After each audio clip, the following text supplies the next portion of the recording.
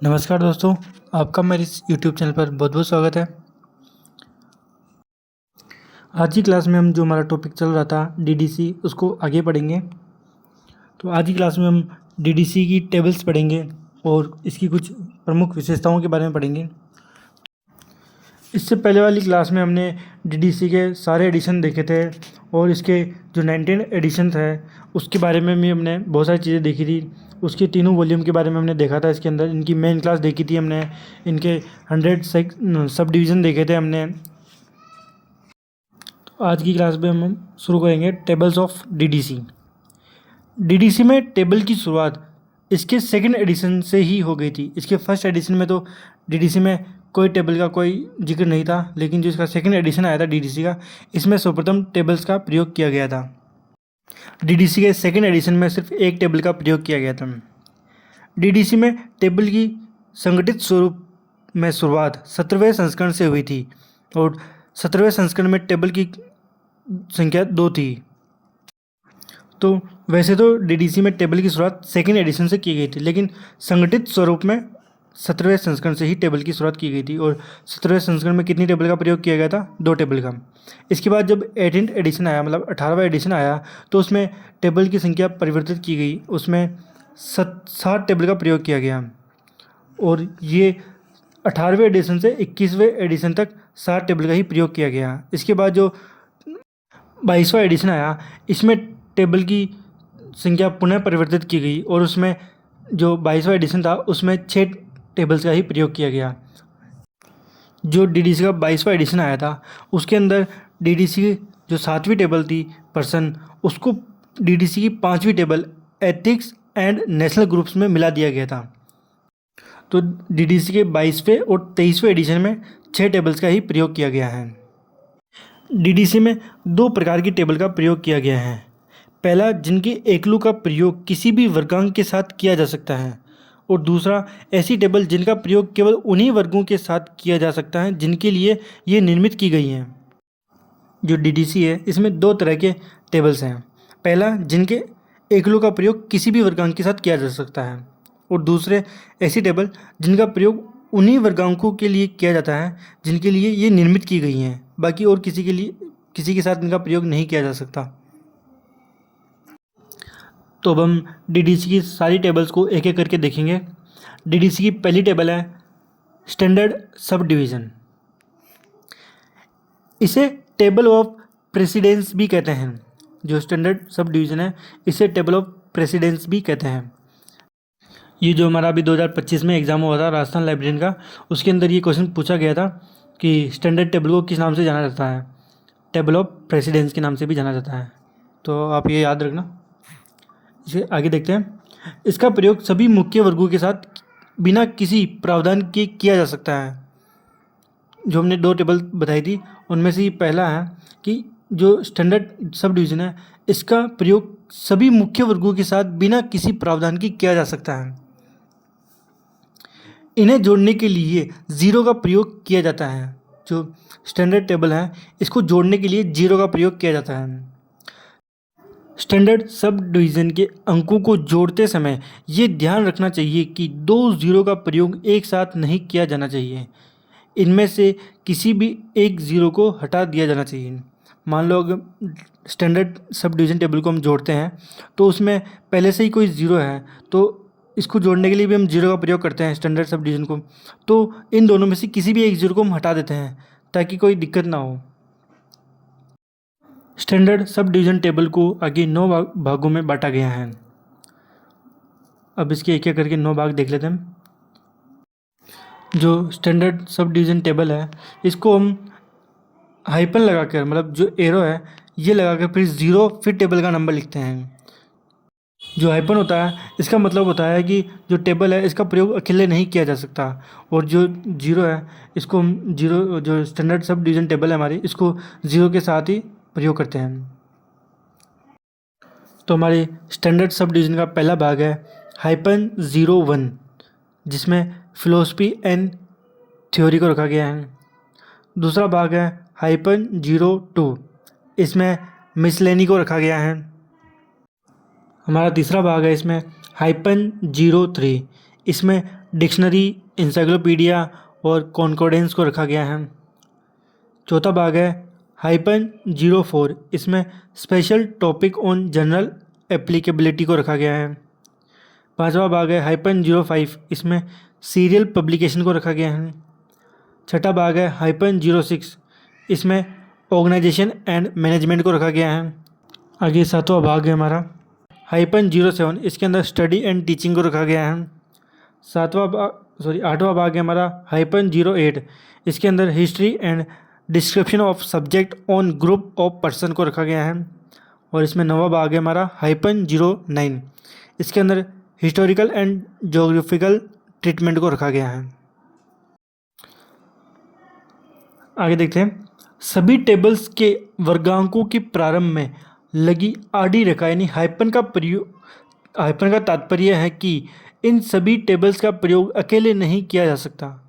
मतलब जितनी भी टेबल है हमारी 60 टेबल, जो 19 एडिशन के अनुसार 60 टेबल है, उनमें आगे जो आड़ी रेखा लगी है यानी हाइपन जो लगा है, इसका तात्पर्य है कि इन सभी टेबल्स का प्रयोग अकेले नहीं किया जा सकता। मतलब किसी न किसी मेन क्लास के साथ ही इसका प्रयोग किया जाएगा। अब हम इसके कुछ एग्जाम्पल देख लेते हैं। हमारा पहला एग्जाम्पल है साइंस इंसाइक्लोपीडिया। इसका जो साइंस हमारी मेन क्लास होगी, इसका तो नंबर है 500 प्लस जो इंसाइक्लोपीडिया होगी इसका है 03, तो इसको हम लिखेंगे 503, क्योंकि हमने पढ़ा था कि जो 2 0 हो आगे तो उनमें से एक 0 को हम हटा देते हैं। तो लगातार 2 0 आ गए, इसमें 500 का 1 0 लगा लिया और जो 03 है इसको भी हटा दिया, तो सिर्फ एक ही 0 रखने दिया हमने, 503। नेक्स्ट एग्जाम्पल है हमारा थ्योरी ऑफ इकोनॉमिक्स। इसमें 330 तो हमारा इकोनॉमिक्स का नंबर हो गया और 01 हो गया थ्योरी का। तो इसमें 2 0 आ रहे थे, इसमें भी 330 का 1 0 और 01 का 1 0 हो गया। तो इसी में इन दोनों में से हम सिर्फ 1 0 को रखेंगे, तो अब इसे हम लिखेंगे 330.1। ये जो पॉइंट है, तो मैंने आपको बताया था कि 3 डिजिट के बाद हम डॉट का प्रयोग करते हैं आंखों को आराम और वाणी को विराम देने के लिए। तो इसे हम कैसे लिखते हैं 330.1। तो डीडीसी की हमारी दूसरी टेबल है एरिया टेबल।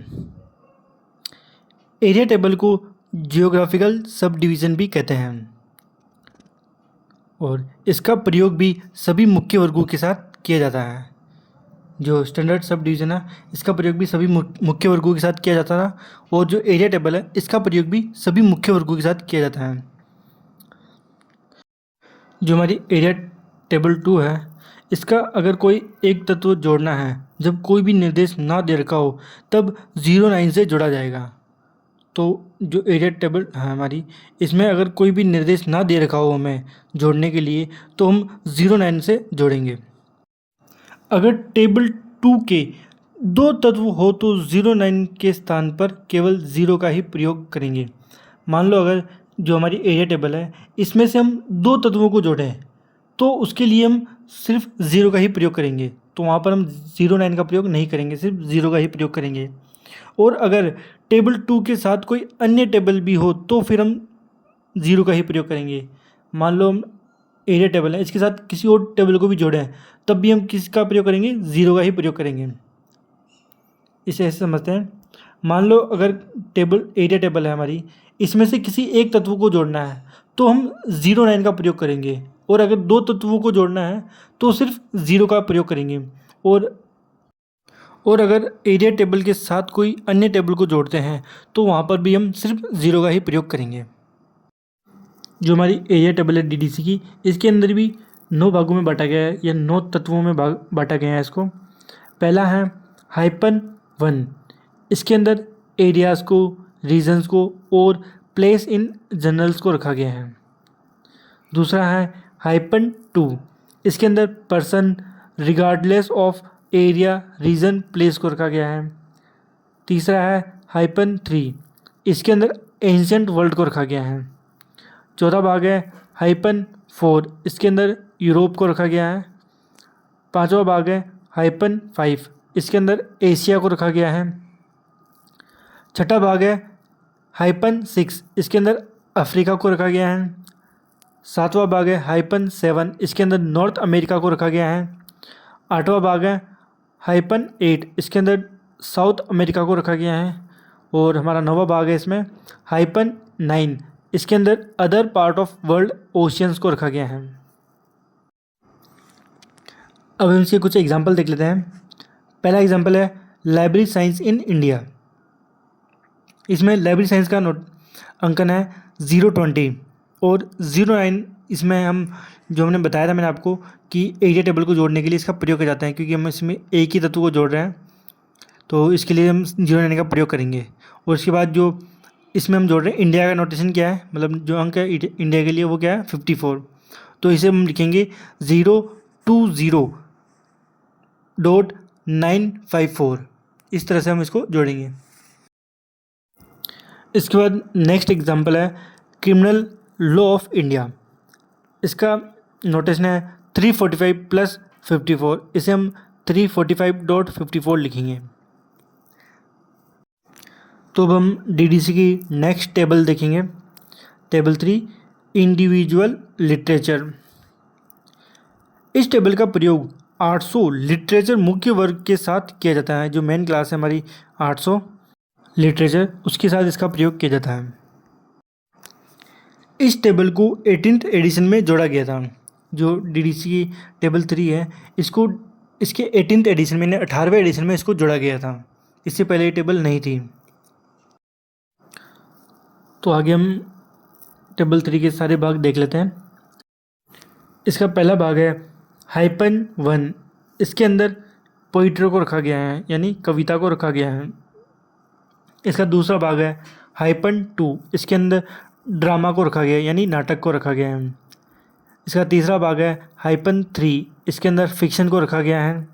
इसका चौथा भाग है -4। इसके अंदर ऐसे को रखा गया है, यानी निबंध को रखा गया है। इसका पांचवा भाग है -5।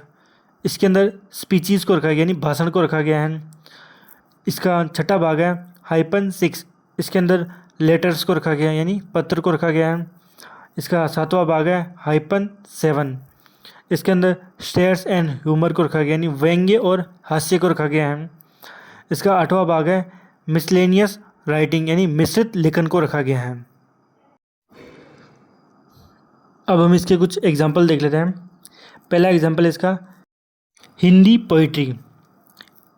इसका हम नोटिस लिखते हैं इसका 800 + 9143 + -1। इसको हम जो 800 तो हमारी इसमें मेन क्लास होगी लिटरेचर की। इसके हिंदी का नोटेशन हो गया 9143 हिंदी का हो गया, और जो हमारी पोइट्री है ये हो गया -1।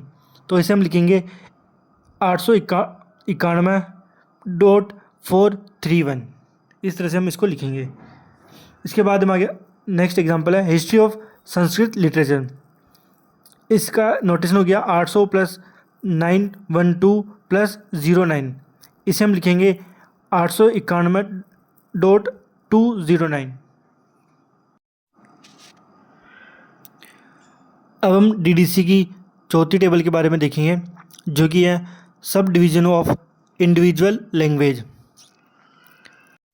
इस टेबल का प्रयोग हमारी जो 400 मेन क्लास है उसके वर्गांक या उसके आधार अंकों के साथ इसका प्रयोग किया जाता है। यानी जो टेबल 4 है हमारी, इसका प्रयोग जो हमारी लैंग्वेज मेन क्लास है उसके वर्गांक या उसके आधार अंकों के साथ इसका प्रयोग किया जाता है। अब हम इसके भाग देख लेते हैं। इसका पहला भाग है -1। इसके अंदर राइटिंग सिस्टम, फोनोलॉजी और फिनोटिक्स को रखा गया है। इसका दूसरा भाग है -2। इसके अंदर एटिमोलॉजी को रखा गया है। इसके बाद हमारा तीसरा भाग है -3। इसके अंदर डिक्शनरीज़ को रखा गया है। इसके बाद हमारा चौथा भाग है -5। इसके अंदर ग्रामर को रखा गया है। इसके बाद हमारा पांचवा भाग है -7। इसके अंदर हिस्टोरिकल एंड जियोग्राफिक वेरिएशंस को रखा गया है। इसके बाद हमारा छठा भाग है -8। इसके अंदर अप्लाइड लिंग्विस्टिक्स को रखा गया है। तो अब हम इसके एग्जाम्पल देख लेते हैं। इसका पहला एग्जाम्पल है हिंदी ग्रामर। इसे हम लिखेंगे 491.43 प्लस हाइपन 5। इसके अंदर हमारी मेन क्लास होगी 400 और इसके अंदर हिंदी का नोटेशन हो गया हमारा 491.43 और ग्रामर का हो गया हमारा हाइपन 5। तो हम इसे लिखेंगे हम 491.435।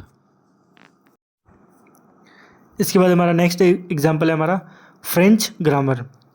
इसका नोटेशन लिखते हैं हम 440 प्लस हाइपन 5। इसमें 440 हमारा फ्रेंच लैंग्वेज का हो गया और हाइपन 5 हो गया हमारा ग्रामर का। तो अभी हम इसे लिखेंगे हम 445। यहाँ पर हमने इस ज़ीरो को हटाया था क्योंकि यहाँ पर इसमें गिवन था कि इस ज़ीरो को हटाना है, इसलिए हमने इस ज़ीरो को हटाया है। और हम इसके बारे में पूरी डिटेल से हम जब प्रैक्टिकल क्लास करेंगे उसके अंदर बात करेंगे इसके बारे में किस तरह से हमने इस ज़ीरो को हटाया।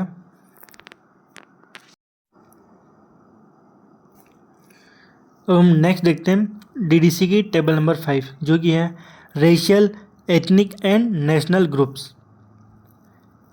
इस टेबल का प्रयोग आवश्यकता पड़ने पर शेड्यूल में दिए गए प्रावधानों के आधार पर किसी भी मुख्य वर्ग में किया जा सकता है।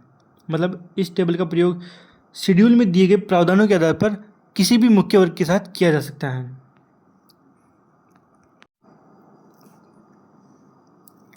अब हम इस टेबल के भाग देख लेते हैं। इसका पहला भाग है हाइपन 1। इसके अंदर नॉर्थ अमेरिकन्स को रखा गया है। इसका दूसरा भाग है हाइपन 2। इसके अंदर British, English and Anglo sections को रखा गया है। इसका तीसरा भाग है हाइपन 3। इसके अंदर जर्मनिक पीपल्स या नॉर्डिक्स को रखा गया है। इसका चौथा भाग है हाइपन 4। इसके अंदर मॉडर्न लैटिन को रखा गया है। इसके बाद इसका पांचवा भाग है हाइपन 5। इसके अंदर इटालियंस, रोमेनियंस रिलेटेड ग्रुप्स को रखा गया है। और इसका छठा भाग है हाइपन 6। इसके अंदर स्पेनिश, पोर्चुगीज़ और गैलिशियंस को रखा गया है, गैलिशियंस को, है ना। और इसका सातवां भाग है हाइपन 7। इसके अंदर अदर इटैलिक पीपल्स को रखा गया है। इसका आठवां भाग है हाइपन 8। इसके अंदर ग्रीक एंड रिलेटेड ग्रुप्स को रखा गया है। और इसका नौवां भाग है हाइपन 9। इसके अंदर other racial, ethnic and national groups को रखा गया है। इस टेबल का प्रयोग स्टैंडर्ड सब डिवीज़न यानी टेबल 1 के अंकन के साथ भी किया जाता है। जो हमारी टेबल 5 है racial, ethnic and national groups, इसका प्रयोग स्टैंडर्ड सब डिवीज़न के अंकन के साथ किया जाता है। और इसका प्रयोग एरिया टेबल के अंकन 174 के साथ भी किया जाता है। जो हमारी एरिया टेबल है उसका अंकन है 174, उसके साथ भी इसका प्रयोग किया जाता है टेबल 5 का। इसके बाद हमारी टेबल 6 है लैंग्वेज। इसका प्रयोग शेड्यूल के साथ तथा टेबल के साथ किया जाता है जहाँ उनको जोड़ने का प्रावधान हो। तो जो हमारी टेबल 6 है लैंग्वेज, इसका प्रयोग शेड्यूल के साथ और जो टेबल्स के साथ किया जाता है जहाँ इनको जोड़ने का प्रावधान हो, उन्हीं के साथ इसका प्रयोग किया जाता है। तो इसमें हमारा पहला भाग है हाइपन 1। इसके अंदर इंडो यूरोपियन लैंग्वेज को रखा गया है। दूसरा भाग है हमारा हाइपन 2। इसके अंदर इंग्लिश लैंग्वेज को रखा गया है। इसका तीसरा भाग है हमारा हाइपन 3। इसके अंदर जर्मनिक लैंग्वेज को रखा गया है। चौथा भाग है हमारा हाइपन 4। इसके अंदर रोमांस लैंग्वेज यानी फ्रेंच को रखा गया है। इसके बाद हमारा पांचवा भाग है हाइपन 5। इसके अंदर इटालियन, रोमेनियन लैंग्वेज को रखा गया है। इसके बाद हमारा छठा भाग है हाइपन 6। इसके अंदर स्पेनिश एंड पोर्चुगीज़ को रखा गया है। इसके बाद हमारा सातवां भाग है हमारा हाइपन 7। इसके अंदर लैटिन लैंग्वेज को रखा गया है। इसके बाद हमारा आठवां भाग है हाइपन 8। इसके अंदर हेलेनिक लैंग्वेज को रखा गया है। और इसके बाद हमारा नौवां भाग है हाइपन 9। इसके अंदर अदर लैंग्वेज को रखा गया है। इसमें एरिया टेबल के अंकन 175 के साथ टेबल 6 को जोड़ने का प्रावधान दिया हुआ है। जो हमारी एरिया टेबल है उसका अंकन है 175, उसके साथ टेबल 6 को जोड़ने का प्रावधान इसमें दिया हुआ है। अब हम इसके कुछ एग्जांपल देख लेते हैं। इसका पहला एग्जांपल है English as a foreign language. इसका नोटेशन है हमारा 372.65 प्लस -21। इसको हम जोड़ेंगे तो बनेगा 372.6521। और इसका नेक्स्ट एग्जांपल है सोशल स्ट्रक्चर ऑफ बंगाली। इसको हम लिखेंगे 305 प्लस -7। इसको जोड़ेंगे तो बनेगा 3057.7 सॉरी।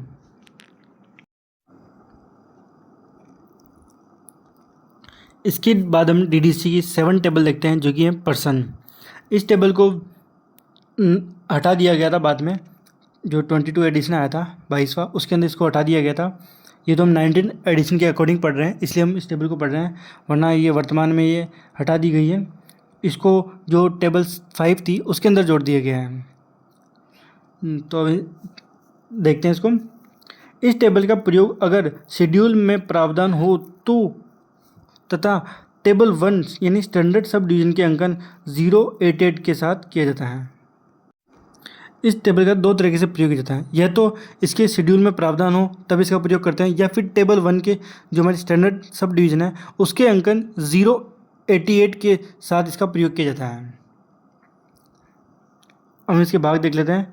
पहला भाग इसका -01, इसके अंदर इंडिविजुअल पर्सन को रखा गया है।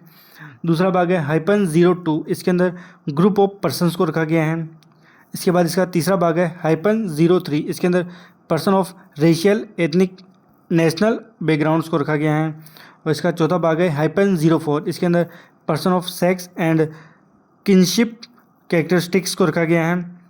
और इसका पांचवा भाग है -07, इसके अंदर पर्सन बाय एज को रखा गया है। इसका छठा भाग है -06, इसके अंदर person by social and economics को रखा गया है। और इसका सातवां भाग है -08, इसके अंदर person by physical and mental को रखा गया है। और इसका आठवां भाग है -09, इसके अंदर जनरलिटीज़ एंड नोविक्स को रखा गया है, नोविक्स को, है ना। अब हम इसके कुछ एग्जाम्पल देख लेते हैं। इसका पहला एग्जाम्पल है पर्सनल फाइनेंस टू पॉलिटिशियन। इसके अंकन है 332.024 प्लस 329। जब हम इन सबको मिलाएंगे तो इसका अंकन बनेगा 332.024 स्पेस 329। ये इसका अंकन बनेगा। इसका नेक्स्ट एग्जांपल है एथिक्स ऑफ पॉलिटिशियंस। इसके अंकन है 174.9 प्लस 329। इसको जब हम जोड़ेंगे तो बनेगा 174.932 स्पेस 9। जो डीडीसी है इसमें 3 डिजिट के बाद तो स्टार्टिंग के जो 3 डिजिट आते हैं उसके बाद तो हम डॉट लगाते हैं, और उसके बाद जो 3 डिजिट आते हैं ना उसके बाद हम स्पेस का प्रयोग करते हैं। डॉट का प्रयोग नहीं करते हैं, वहाँ पे स्पेस का प्रयोग करते हैं।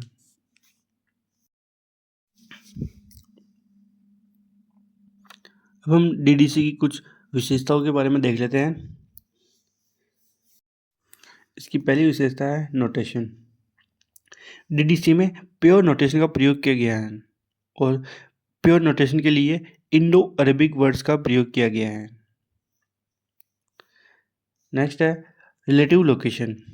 डीडीसी में फिक्स्ड लोकेशन के स्थान पर रिलेटिव लोकेशन का प्रयोग किया गया है, और इसके लिए इंडो अरेबिक नंबर्स के साथ डेसिमल नोटेशन का प्रयोग किया गया है।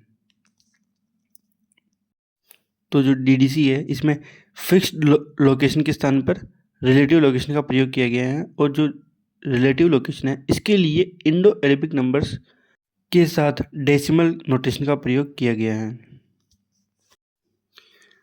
डीडीसी की तीसरी विशेषता है डेसिमल नोटेशन का प्रयोग, यानी दशमलव अंकन का प्रयोग। दशमलव अंकन का प्रयोग डिवीजन को सब डिवीजन में बांटने के लिए और आंखों को आराम और वाणी को विराम देने के लिए किया गया है। तो जो डीडीसी है इसमें डेसिमल नोटेशन का प्रयोग किस लिए किया गया है? डिवीजन को सब डिवीजन में बांटने के लिए और आंखों को आराम और वाणी को विराम देने के लिए डेसिमल नोटेशन का प्रयोग किया गया है। डीडीसी में दशमलव अंकन का प्रयोग 3 अंकों के बाद किया जाता है तथा आगे पुनः 3 अंकों के बाद एक स्थान का गैप रखकर लिखा जाता है।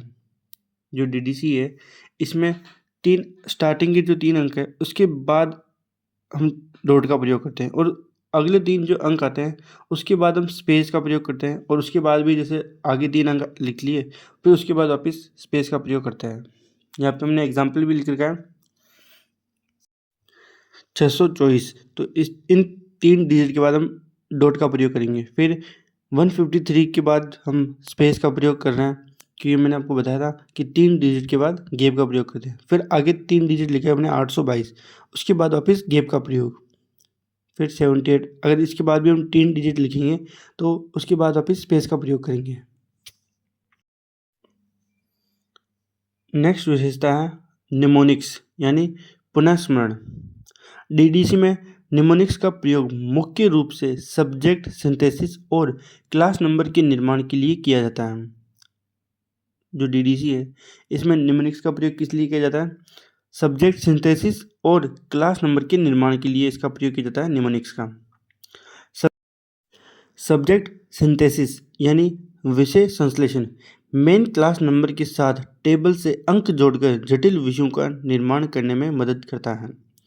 जो सब्जेक्ट सिंथेसिस है ये मेन क्लास नंबर के साथ टेबल से अंक जोड़कर जटिल विषयों का निर्माण करने में मदद करता है। इसके बाद देखते हैं हम फोनिक शेड्यूल। डीडीसी में फोनिक शेड्यूल का प्रयोग किया गया है। इसमें समय समय पर बदलाव के अनुरूप शेड्यूल यानी अनुसूची में बदलाव या संशोधन किए जाते हैं, परंतु जब शेड्यूल में बदलाव संभव न हो और शेड्यूल लगभग अनुपयोगी हो जाता है तो पुनः नवीन शेड्यूल का निर्माण किया जाता है, जो कि फोनिक शेड्यूल कहलाता है। फोनिक शेड्यूल मतलब इसमें समय समय पर बदलाव के अनुरूप शेड्यूल में बदलाव या संशोधन हमें कर लेना चाहिए। अगर शेड्यूल में बदलाव संभव नहीं हो पाता है तो शेड्यूल अनुपयोगी हो जाता है लगभग। तो ऐसी स्थिति में हम पुनः नवीन शेड्यूल का निर्माण करते हैं, और जो ये नवीन शेड्यूल होता है यही फोनिक शेड्यूल कहलाता है। आगे देखते हैं फोनिक शेड्यूल का प्रयोग सर्वप्रथम डीडीसी के 16वें संस्करण से हुआ था। जो डीडीसी है इसके 16वें संस्करण में सर्वप्रथम फोनिक शेड्यूल का प्रयोग किया गया था। डीडीसी के 16वें संस्करण में इनऑर्गेनिक केमिस्ट्री के लिए 546 और ऑर्गेनिक केमिस्ट्री के लिए 547 के फोनिक शेड्यूल तैयार किए गए थे। जो डीडीसी है इसके 16वें संस्करण में इनऑर्गेनिक केमिस्ट्री और ऑर्गेनिक केमिस्ट्री की फोनिक शेड्यूल तैयार किए गए थे, और डीडीसी के 17वें संस्करण में साइकोलॉजी इसकी मेन क्लास कितनी है 150 के लिए फोनिक शेड्यूल बनाए गए थे। मतलब जो 17वां संस्करण आया था हमारा इसके अंदर साइकोलॉजी के लिए फोनिक शेड्यूल बनाए गए थे, और इसके 19th संस्करण में यानी 19वें संस्करण में 301 से 307 में सोशियोलॉजी के लिए फोनिक शेड्यूल बनाए गए थे, और इसके 23वें संस्करण में स्टैटिक्स 310 जिसकी मेन क्लास है इसके लिए फोनिक शेड्यूल तैयार किए गए थे। अब हम डीडीसी की नेक्स्ट विशेषता देखते हैं, जो कि है पक्ष विश्लेषण एवं संश्लेषण यानी फैसेट एनालिसिस एंड सिंथेसिस। दशमलव वर्गीकरण पद्धति का मूल ढांचा परिगणनात्मक है, किंतु इसके 17वें संस्करण के पश्चात प्रकाशित होने वाले संस्करणों में पक्षात्मक पद्धति की विशेषताएं दिखाई देती हैं।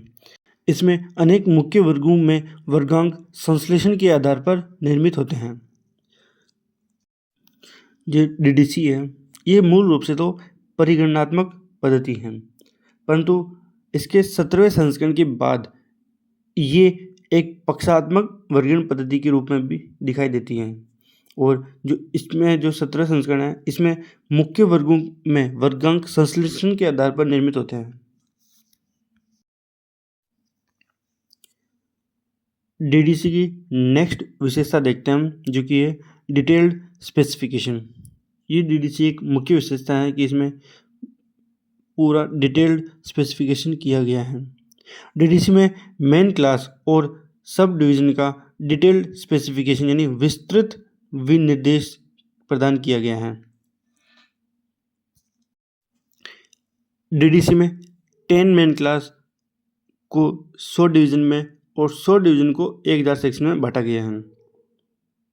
तो इस प्रकार से डीडीसी में 10 तो मेन क्लास हो गई और 100 डिवीज़न हो गए और तथा 1000 सेक्शंस हो गए। डीडीसी के पहले संस्करण में 1000 क्लासेस थी, परंतु जब डीडीसी का 19वां संस्करण आया इसमें 21,504 मेन क्लासेस थी। इस प्रकार से इसमें बहुत ज़्यादा डिटेल स्पेसिफिकेशन किया गया है। अब हम डीडीसी की नेक्स्ट विशेषता देखते हैं जो कि है मैनुअल। मैनुअल डीडीसी के उपयोग के लिए एक मार्गदर्शिका है जो मुख्य रूप से डीडीसी के अनुप्रयोग में समस्या क्षेत्रों की विस्तृत चर्चा से बना है। जो मैनुअल है ये डीडीसी के उपयोग के लिए एक मार्गदर्शिका है जो मुख्य रूप से डीडीसी के अनुप्रयोग में समस्या क्षेत्रों की विस्तारित चर्चा से बना है। डीडीसी में मैनुअल का प्रयोग सर्वप्रथम डीडीसी के 20वें संस्करण से किया गया था।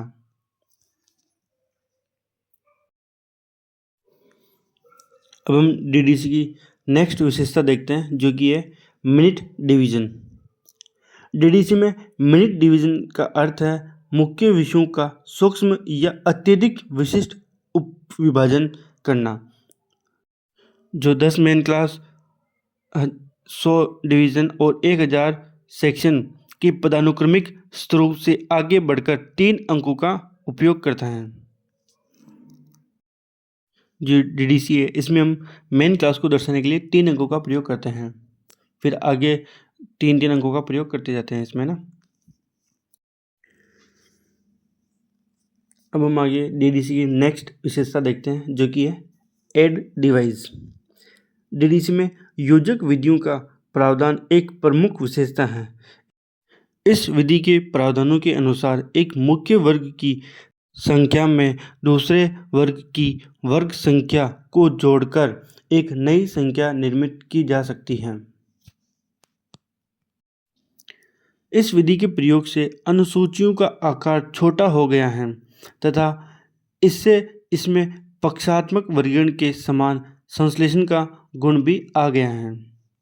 जो डीडीसी है इसमें योजक विधियों का प्रावधान एक प्रमुख विशेषता है और इस विधि के प्रावधानों के अनुसार एक मुख्य वर्ग की संख्या में दूसरे वर्ग की वर्ग संख्या को जोड़कर एक नई संख्या निर्मित की जाती है और इस विधि के प्रयोग से अनुसूचियों का आकार छोटा हो गया है और तथा इसमें पक्षात्मक वर्गीकरण के गुण भी आ चुके हैं। अब हम डीडीसी के रिवीजन प्रोसेस के बारे में देख लेते हैं, यानी संशोधन प्रक्रिया के बारे में देख लेते हैं। डीडीसी का प्रत्येक संस्करण निरंतर सुधार के साथ प्रकाशित हुआ है। जो डीडीसी का जो भी संस्करण आया है अभी तक वो निरंतर सुधार के बाद ही प्रकाशित हुआ है। ऐसा नहीं कि उसे ऐसे ही प्रकाशित कर दिया, उसमें बहुत सुधार के बाद ही उसको प्रकाशित किया गया है। डीडीसी की संशोधन प्रक्रिया सबसे प्रभावी है और डीडीसी में संशोधन के 3 तरीके हैं। पहला है एक्सपेंशन यानी विस्तार, दूसरा है रिडक्शन यानी कमी और तीसरा है रीलोकेशन यानी स्थानांतरण।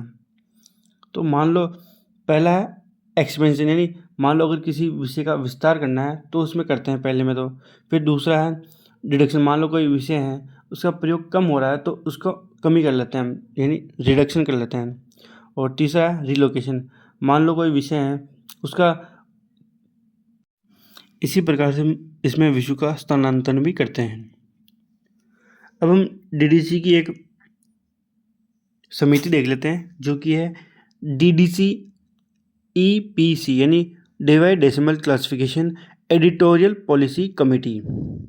ये एक सलाहकार समिति है और इसकी स्थापना 1937 में की गई थी और इस समिति में सदस्यों की संख्या 10 होती है। जो ये समिति है डीडीसी एडिटोरियल पॉलिसी कमेटी, यही इसमें संशोधन करती है। यह समिति ओसीएलसी और एएलए की एक जॉइंट कमेटी है और ये डीडीसी की एक सलाहकार समिति है जो इसमें संशोधन से संबंधित है। अब हम डीडीसी के एब्रिज एडिशन यानी संक्षिप्त संस्करण के बारे में देख लेते हैं। डीडीसी का जो पहला संक्षिप्त संस्करण आया था वो आया था 1894 या 1895 में, और इसके एडिटर थे मेलविल डेवे, और इसमें पेजों की संख्या थी 192, और ये डीडीसी के 5वें एडिशन पर बेस्ड था। इसका दूसरा संक्षिप्त संस्करण आया था 1912 में, और इसके एडिटर भी थे मेलविल डेवे, और इसमें पेजों की संख्या थी 199 यानी 199, और ये डीडीसी के 7वें संस्करण पर बेस्ड था। इसका तीसरा संक्षिप्त संस्करण आया था 1921 में, और इसके एडिटर थे ई में सेम्योर, और इसमें पेज की संख्या थी 184, और ये 10वें संस्करण पर आधारित था। इसके बाद इसका चौथा संक्षिप्त संस्करण आया था 1929 में, जिसके एडिटर थे जेडी फेलोज, और इसमें पेजों की संख्या थी 184, और ये 12वें संस्करण पर आधारित था।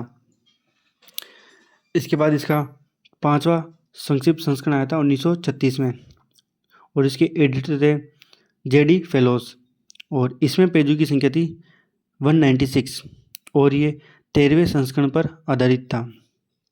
इसके बाद इसका छठा संक्षिप्त संस्करण आया था 1945 में, और इसके एडिटर थे सी मैजिनी, और इसमें पेजों की संख्या थी 343, और ये डीडीसी के 14वें संस्करण पर आधारित था। और इसका 7वां संस्करण आया था 1953 में, और इसके जो एडिटर थे वो थे गॉडफ्रे डेवी, ये मेलविल डेवी के बेटे थे, और इसमें पेजों की संख्या थी 315, और ये 15वें डीडीसी का जो 15वां एडिशन था उस पर आधारित था। इसके बाद इसका 8वां संस्करण आया, जो कि आया था 1959 में, और इसके एडिटर थे बेंजामिन ए कस्टर, और इसमें पेजों की संख्या थी 494, और ये डीडीसी के 16वें संस्करण पर आधारित था। इसके बाद इसका संक्षिप्त संस्करण आया 1965 में, और इसे भी बेंजामिन ए कस्टर द्वारा एडिट किया गया था, और इसमें पेजों की संख्या थी 594, और ये डीडीसी के 17वें संस्करण पर आधारित था। इसके बाद इसका 10वां संक्षिप्त संस्करण आया 1971 में, और इसके जो एडिटर थे वो थे बेंजामिन ए कस्टर, और इसमें पेजों की संख्या थी 529, और ये डीडीसी के 18वें संस्करण पर आधारित था। इसके बाद इसका 11वां संक्षिप्त संस्करण आया 1979 में, और इसके एडिटर थे बेंजामिन ए कस्टर, और इसमें पेजों की संख्या थी 618, और ये डीडीसी के 19वें संस्करण पर आधारित था। इसके बाद इसका 12वां संक्षिप्त संस्करण आया 1990 में। इसके एडिटर थे JS कोमरामी, और इसमें पेजों की संख्या थी 857, और ये डीडीसी के 20वें संस्करण पर आधारित था। इसके बाद इसका 12वां संक्षिप्त संस्करण आया 1997 में, और इसके एडिटर थे JS मिशेल, और इसमें पेजों की संख्या थी 1020, और ये डीडीसी के 21वें संस्करण पर आधारित था। इसके बाद इसका जो 13वां संक्षिप्त संस्करण था वह आया 2004 में। इसके जो एडिटर थे वो थे JS मिशेल, और इसमें पेजों की संख्या थी 1109, और ये डीडीसी के 22वें संस्करण पर बेस्ड था। इसके बाद इसका 15वां संक्षिप्त संस्करण आया 2012 में, और इसके जो एडिटर थे वो थे JS मिशेल, और इसमें पेजों की संख्या थी 1295, और ये डीडीसी के 23वें संस्करण पर आधारित था। तो डीडीसी के कुल 15 संक्षिप्त संस्करण आए थे, यानी एब्रिज्ड एडिशन आए थे। इनके बारे में हमने पूरी जानकारी देख ली है, ये कब आए थे, इनके एडिटर कौन थे, इनमें कितने पेजों की संख्या थी, और ये जो संक्षिप्त संस्करण थे ये डीडीसी किस संस्करण पर आधारित थे। तो आज हमने डीडीसी के बारे में पूरी डिटेल पढ़ ली है, इसके टेबल्स देख लिए हैं, इसकी सारी विशेषताएं देख ली हैं। इससे पहले वाली क्लास में हमने इसके सारे एडिशन देख लिए थे, इसकी सारी मेन क्लास देख ली थी, हमने डीडीसी में सारी डिटेल देख ली है। इसकी प्रैक्टिकल क्लास भी हम करेंगे बाद में, लेकिन अभी सिर्फ हम इसकी मेन चीज़ें ही पढ़ेंगे यहाँ पे। और हमने पढ़ ली है सारी मेन चीज़ें तो वैसे भी। तो आज हमने पढ़ा था इसकी टेबल्स के बारे में और इसके संक्षिप्त एडिशन भी आज हमने पढ़े हैं और इसकी प्रमुख विशेषताओं के बारे में भी हमने सारी जानकारी पढ़ ली है। नेक्स्ट क्लास में हम यूडीसी के बारे में पढ़ेंगे, यूनिवर्सल डेसिमल क्लासिफिकेशन स्कीम के बारे में। तो आप इस वीडियो को लाइक करना और चैनल को सब्सक्राइब करना मत भूलना, और ये वीडियो अपने दोस्तों को ज़रूर शेयर करना जो भी लाइब्रेरियन बनने का सपना देख रहे हो। तो फिर मिलते हैं नेक्स्ट क्लास में नेक्स्ट टॉपिक के साथ। जब तक के लिए धन्यवाद।